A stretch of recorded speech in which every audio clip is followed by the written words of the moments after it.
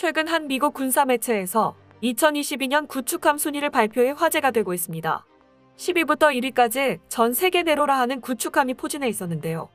그중에 한국 해군의 세종대왕급 이지스 구축함이 실전에 배치된 지 꽤 시간이 지났음에도 불구하고 높은 순위를 차지했습니다.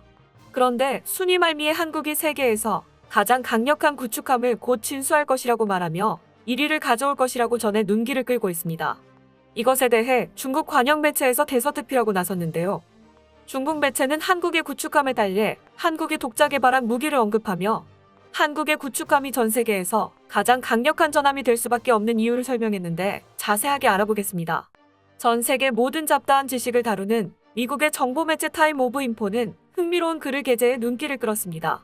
2022년 세계에서 가장 강력한 구축함 순위 탑10이라는 제목의 글은 전 세계 해군이 운용하고 있는 구축함의 전투력을 분석하고 그에 따라 강력한 순으로 순위를 정했는데요. 차례대로 설명해드리면 10위는 프랑스와 이탈리아의 호라이즌급 구축함입니다. 유명 방산업체인 프랑스의 탈레스와 이탈리아의 레오나르도가 합작해 개발한 호라이즌급 구축함은 최대 속력 29노트로 항해할 수 있으며 순항 속력으로 최대 2만 킬로미터를 항해할 수 있습니다.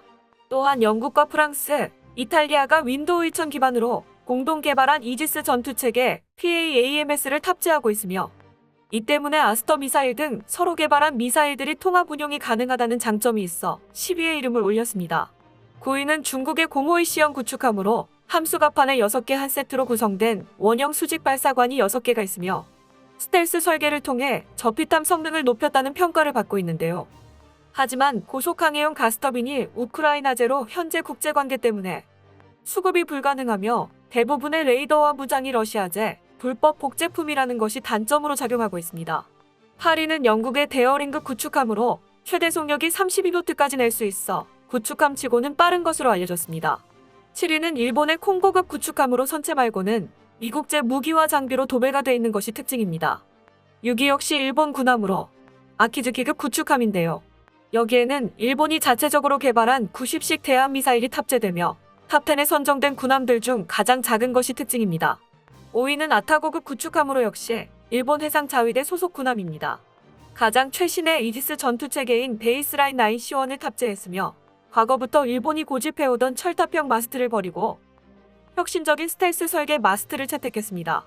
특이한 이력으로는 2008년에 자국 참치 어선과 충돌에 침몰시켰는데 승조원들은 새벽에 일어난 사고로 어선의 크기가 너무 작아서 포착하지 못했다고 해명해 논란이 있었습니다.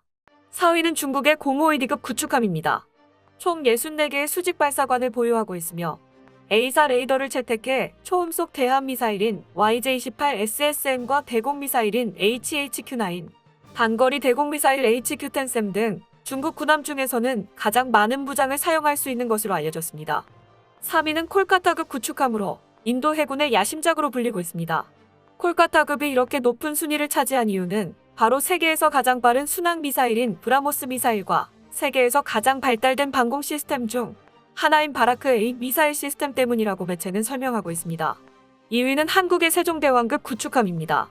명품 대함 미사일 중 하나인 해성 미사일을 16발 탑재하고 있고 함수의 48셀 수직 발사관과 한미의 32셀 수직 발사관에서 SM-2 미사일을 발사할 수 있으며 48셀의 한국형 수직 발사관을 통해 사거리 500km의 천룡 순항 미사일을 발사할 수 있는 등 총 128개의 발사관에서 나오는 미사일 화력이 세계 최고급으로 평가받고 있습니다. 1위는 이지스 체계 원산지 미국이 최근 최신형으로 개량한 알레이버크급 플라이트3 구축함입니다. 총 94개의 수직 발사관을 이용해 최신형 SM3와 SM6 탄도탄 요격 미사일, 토마호크 순항 미사일을 발사할 수 있으며 최신 스파이 레이더와 이지스 전투체계를 탑재해 탐지 능력도 향상됐다는 평가를 받아 1위를 차지했습니다. 그런데 이 순위를 본 많은 사람들은 미국의 주말트가 보이지 않고 있다고 의문을 던졌는데요. 원래라면 주말트 구축함이 세계 구축함 순위에서 1위를 차지해야 했지만 최근 주말트의 충격적인 사진과 함께 근황이 전해져 많은 사람들이 충격에 빠졌습니다. 최근 유출된 사진에 의하면 주말트 구축함은 대부분의 선체가 녹슬어 전혀 최신형 구축함으로 보이지 않고 있습니다. 심지어 스텔스 성능을 극대화하기 위해 선체에 부착된 레이더 전파 흡수 타일은 다 떨어져 보기 흉할 정도입니다. 녹슨 사진만 보면 장기 해외 원정을 다녀온 듯하지만 주말트 구축함은 5년째 모항인 샌디에이고를 들락거리고 있다고 전해지는데요. 그 이유가 대당 4조 원이 투입돼 만재톤수만 4,600톤급으로 만들어진 주말트는 현재 정비에 어려움을 겪고 있는 것으로 드러났습니다. 거친 바다 환경 속에서 전함에 녹이 쓰는 것은 당연합니다. 그렇기 때문에 대부분의 함정들은 항해 중에도 선체에 녹을 벗기거나 페인트 칠을 하는 등 전비 태세를 유지하고 있습니다. 문제는 주말트는 정비를 위해 전문 인력과 장비가 필요합니다. 너무 과한 첨단 장비와 기술이 들어간 나머지 본토 모항 외엔 정비할 수 없으며 항해 중에서 정비가 불가능하다는 단점 때문에 13척을 건조로 목표했던 계획은 3척에서 멈췄는데요. 또한 새로 시도된 장비와 체계들이 많아 툭하면 기능 장애를 겪어야만 했고, 가장 문제가 됐던 것은 파나마 운하를 통과하던 중 엔진이 고장나 운하 한복판에서 오도 가도 못해 강대국 미국이 국제망신을 당한 적도 있었습니다. 때문에 미 해군은 막대하게 들어가는 운영비와 작전 요구 성능이 떨어지는 주말트급 구축함의 폐선을 고려하고 있는 아이러니한 상황이 왔습니다. 그렇기에 이번 구축함 순위에서 완전히 배제가 됐는데요. 그러면서 최근 한국이 진수를 눈앞에 둔 정조대왕함이 언급돼 화제가 되고 있습니다. 매체는 정조대왕함이 실전에 배치된다면 세종대왕급 이지스함에 이어 전 세계 구축함 역사를 다시 쓸 것이다라고까지 말하고 있습니다. 이 소식은 중국 관영 매체에서도 대서특필됐는데요. 중국 공산당 관영 매체 인민망은 한국의 신형 이지스함 진수 예정이라는 제목의 글을 게재하면서 한국의 4번째 이지스함이자 최고 수준의 장비를 갖춘 구축함이라고 설명해 눈길을 끌었습니다. 매체는 정조대왕함이 한국 해군의 KDX-3 배치2 사업으로 건조된 1번함이라고 말하며 길이는 170m로 166m의 세종대왕급보다 더 커졌다고 설명하고 있습니다. 정조대왕함의 만재톤수는 11,000톤으로 만톤인 세종대왕급 이지스함보다 1,000톤이나 커졌습니다. 그만큼 더 다양하고 강력한 무장을 탑재할 수 있게 되는데요. 매체는 정조대왕함이 빠르고 정확한 초음속 대함미사일을 탑재했다고 설명하고 있으며 신형 A사 레이더와 강화된 전자광학 추적 시스템을 탑재해 이전 세대와는 다른 이지스함으로 재탄생했다고 설명하고 있습니다. 여기에 SM-3 및 SM-6 탄도탄 요격 미사일의 탑재로 힐체인과 한국형 미사일 방어체계인 KAMD에 한 발 더 다가섰다고 이례적인 칭찬을 했습니다. 이 때문에 정조대왕함은 세종대왕급 이지스 구축함보다 2배의 탄도탄 대응 능력과 잠수함 대응 능력을 가지게 됐고, 국산 음파 탐지기는 세종대왕급보다 3배 먼 거리에 있는 잠수함을 탐지할 수 있다고 전하고 있습니다. 특히 흥미로운 부분은 중국 매체가 정조대왕함이 한국이 독자 개발한 근접 방어 시스템을 탑재했다고 언급한 것인데요.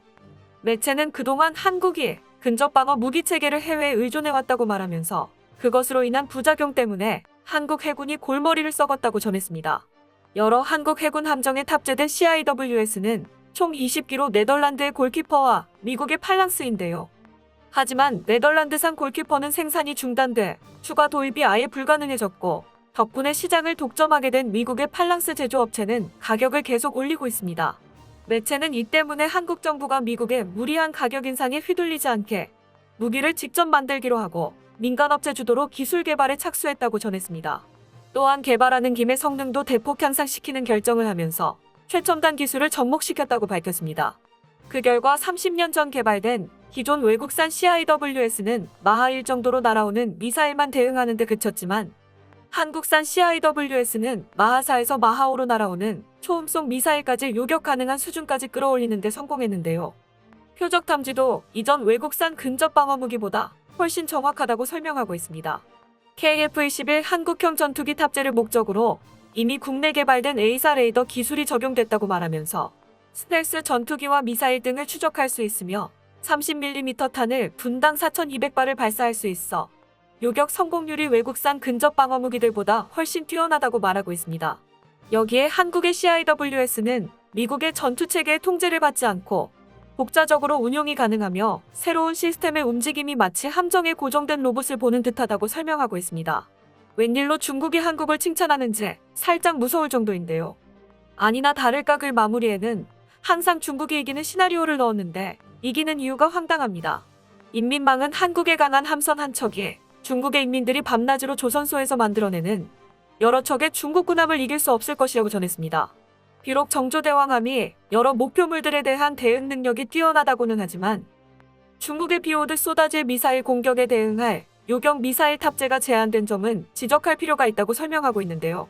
또한 조선의 왕 이름을 붙인 것은 실수라고 하며 조선의 왕이 붙은 함정의 실제 전투력은 아직 증명된 바 없다고 설명하고 있습니다.